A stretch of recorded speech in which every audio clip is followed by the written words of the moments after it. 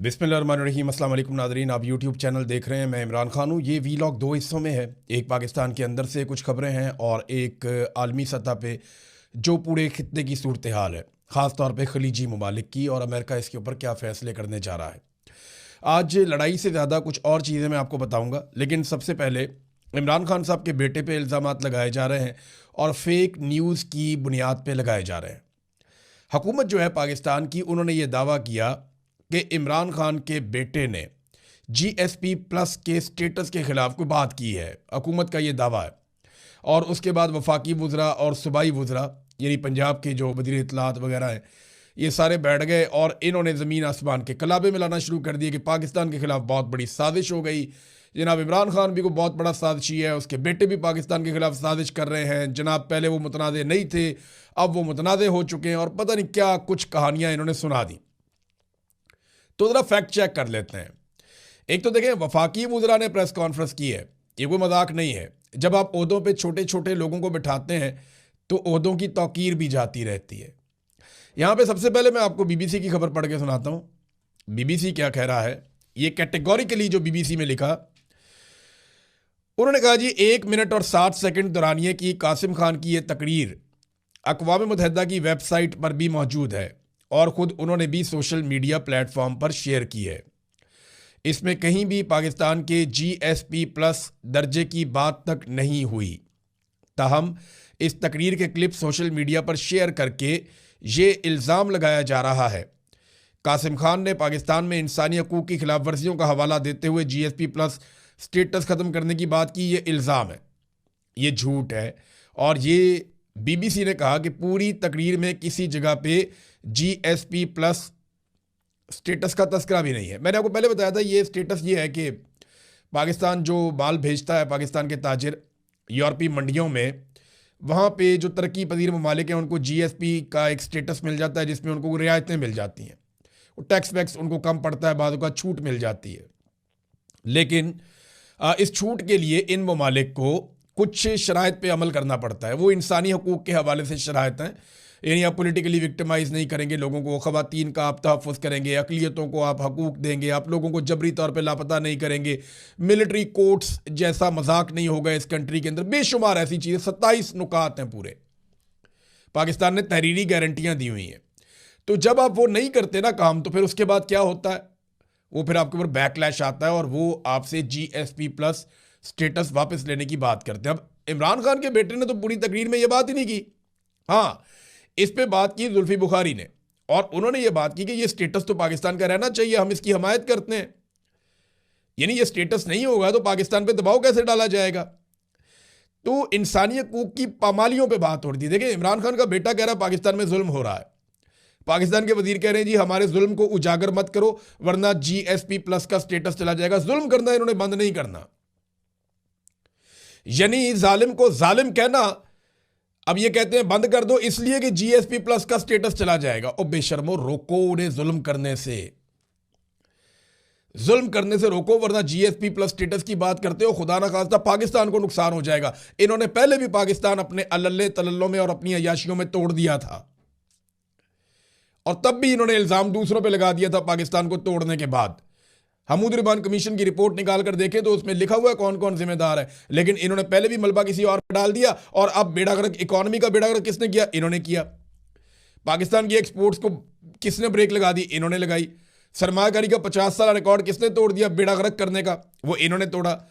जो गुर्बत का रिकॉर्ड है, महंगाई का रिकॉर्ड है, बेरोजगारी का रिकॉर्ड है, वो सारे इन्होंने तोड़े। जितनी इंडस्ट्री है जिसने एक्सपोर्ट्स करनी है, उनकी कॉस्ट ऑफ प्रोडक्शन इतनी बढ़ा दी कि वो इंडस्ट्री बंद हो रही है। और भाई, जिन लोगों ने सामान बना के यूरोप की मंडियों में भेजना था, वो तो आप बंद कर रहे हैं।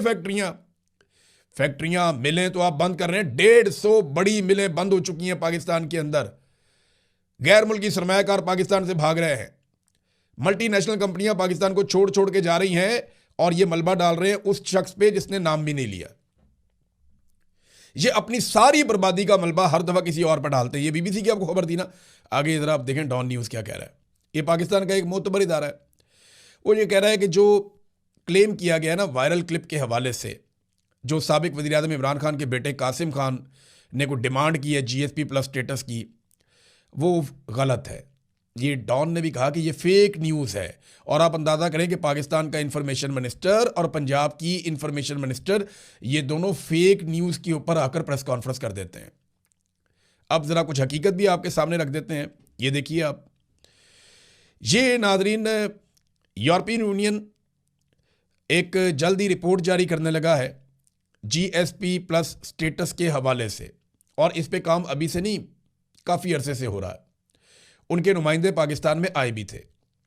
हुकूमत को इस बात का खतरा है कि उनका GSP प्लस का स्टेटस जा सकता है, और वो इस बात से डरे हुए हैं क्योंकि ये उनके ऊपर हथौड़ा बन के गिरेगा। तो अब ये किसी और के खाते में डालने के चक्कर में है।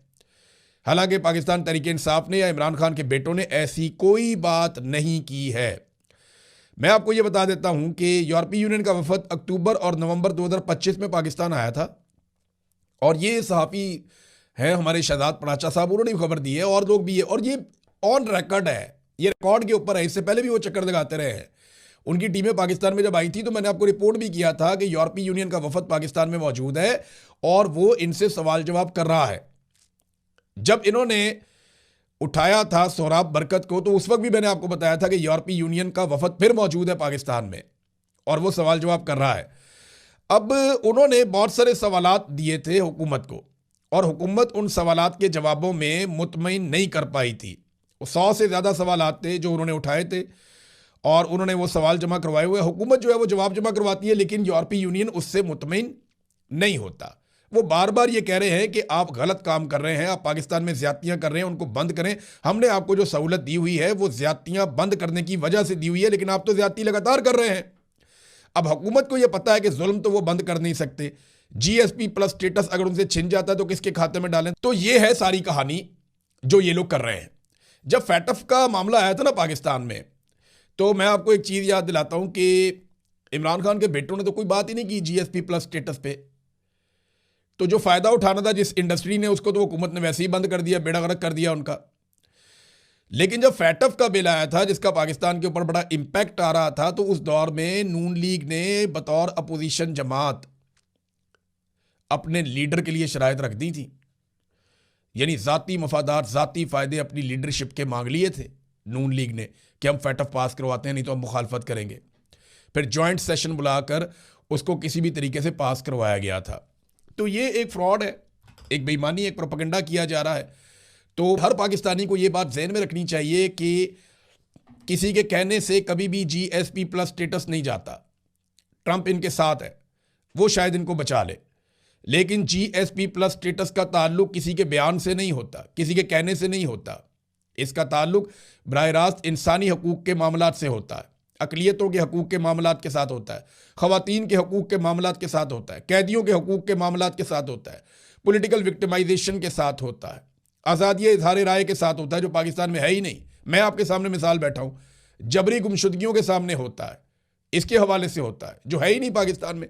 जाली मुकदमात के हवाले से होता है जो है ही नहीं पाकिस्तान में। मिलिट्री कोर्ट के अंदर सिविलियन के ट्रायल से होता है जो पाकिस्तान में इन्होंने जुल्म किया है। अदलिया की आज़ादी नहीं है पाकिस्तान में। इन चीज़ों के साथ GSP प्लस स्टेटस जो है वो मुंसलिक है। इमरान खान के बेटे के कहने के ऊपर अव्वल तो उसने कहा ही नहीं, अगर वो कहता भी तो ये नहीं होना था। ये हुकूमत की अपनी करतूतों की वजह से होगा जब होगा, और ये बात आप सब अपने जहन में रखिएगा। अब नाजरीन आए, डोनाल्ड ट्रंप ने एक ताज़ा धमकी लगाई है। आलमी खबरों की तरफ आते हैं, एक दो लोकल खबरें और हैं वो आपको मैं बाद में देता हूं। लेकिन डोनाल्ड ट्रंप ने जो धमकी लगाई है, अमेरिकी सदर डोनाल्ड ट्रंप ने ईरानी मुज़ाकरातकारों को बहुत